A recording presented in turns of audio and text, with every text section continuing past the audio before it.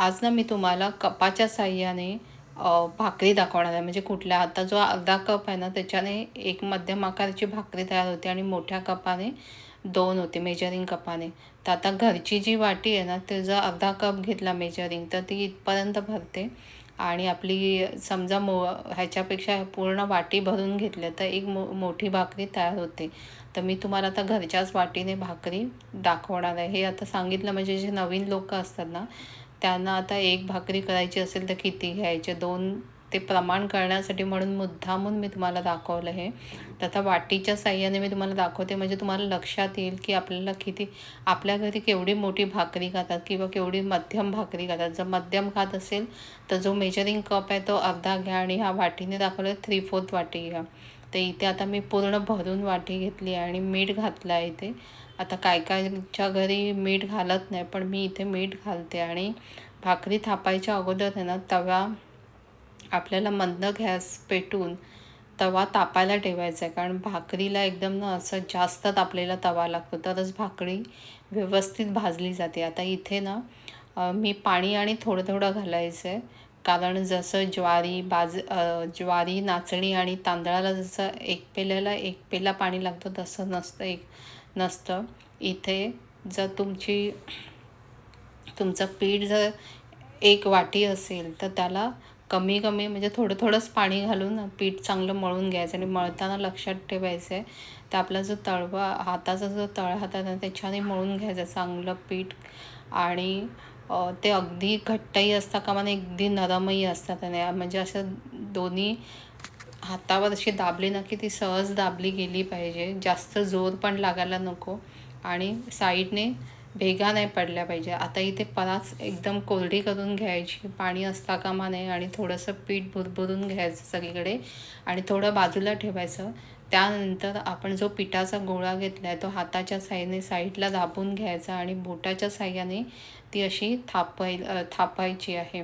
आणि जो आपला तळवा असतो त्याच्याने ती सरकवायची, पुन्हा बोटाने थापायची आणि त्याच्यानंतर समजा बोटाला असं वाटलं की आपला हात बोटं चिकटतात आहे तेव्हा पुन्हा पिठामध्ये हात घालायचा आणि पुन्हा थापायला घ्यायची. असं करत करत आपल्याला ती पूर्ण भाकरी छानपैकी थापून घ्यायची. जेव्हा सुरुवातीला साईडला थापायची मग मध्येच एकदा मधून थापून घ्यायची कारण कधी कधी थापताना ती मध्ये थोडीशी जाड होते तेव्हा तिथेही थोडे मधून बोटं फिरवायची आणि अशा पद्धतीने आपल्याला ही भाकरी थापून घ्यायची आहे. बघा आता माझी भाकरी छान थापून झाली आहे आणि जर खाली पीठ कमी वाटलं तर आपण खाली थोडंसं पीठ घाला. तर आपल्याला इथे ना मी थोडेसे तीळ घालणार आहे कारण मकर संक्रांतीला ना थोडी भोगी असते त्यावेळी बाजरीची भाकरी नैवेद्य म्हणून दाखवतात. तर मी आता तुम्हाला कसे घालायचे ते दाखवते.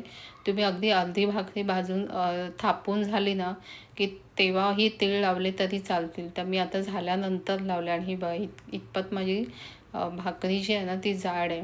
आणि जे बाजरी तर अजून एक गोष्ट इथे बघा आता तवा तापला की नाही पाणी शिंपडून बघायचं लगेच ते नाहीसं झालं म्हणजे तवा छान तापलेला आहे. तर इथे आता मी ही जी भाकरी टाकल्यानंतर पाणी लगेच लावायचं आणि अगदी काही वेळातच म्हणजे पाणी अगदी सुकायला द्यायचं नाही. तर काय होईल मी तुम्हाला तर एक भाकरी दाखवते की जास्त वेळ असंच ठेवला आणि मग ती जेव्हा उलटल्यानंतर पाठच्या साईडला ना त्याला अशा भेगा दिसतात. तुम्हाला ते एक भाकरी मी दाखवते आहे. पाणी लावायला म्हणजे उलटायला उशीर झाला तर अशा पद्धतीने मग नंतर ती भाकरी होते. तर इथे थोडंसं सुकलं ना पाणी की लगेच ती उलटायची आणि अगदी लवकर पण उलटली ना तरी पण ती खालून मग कच्ची राहते. आणि त्यानंतर उलटल्यानंतर जोपर्यंत तव्याने भाकरी सोडत नाही तोपर्यंत आपल्याला भाकरी काढायची नाही आहे चिकटलेली. ती आपोआप तवा जशी ती खालून भाजते आपोआप भाकरी वेगळी होते आणि ती कधी कधी मध्ये जास्त भाजली जाते तेव्हा साईडने पण आपल्याला शेकून अशी भाजून घ्यायची आहे. तर आता मी इथे उलटून घेतलेली आहे. आता ती फुगायची वाट बघायची. हळूहळू ती अशी फुगायला लागते म्हणजे समजायची की आपली भाकरी झालेली आहे. तर या पद्धतीने बघ ही आता फुगायला लागली आहे. तर आपली ही भाकरी झालेली आहे कारण का साईडला बघा थोडीशी भेग गेली आहे तिथून वाफ बाहेर जाते. तर आता ही आपली भाकरी तयार झाली आहे. अशा पद्धतीने आपल्याला भाकरी भाजून घ्यायची आहे. आता मी तुम्हाला दुसरी एक थापायची पद्धत दाखवते. इथे मी एक सुती कपडा घेतला आहे पोळपाटावर, थोडंसं पीठ घातलं आहे आणि त्याच्यानंतर आता आपण पिठाचा पुन्हा चांगला मळून गोळा घ्यायचा. दोन्ही बाजूने पीठ लावायचं.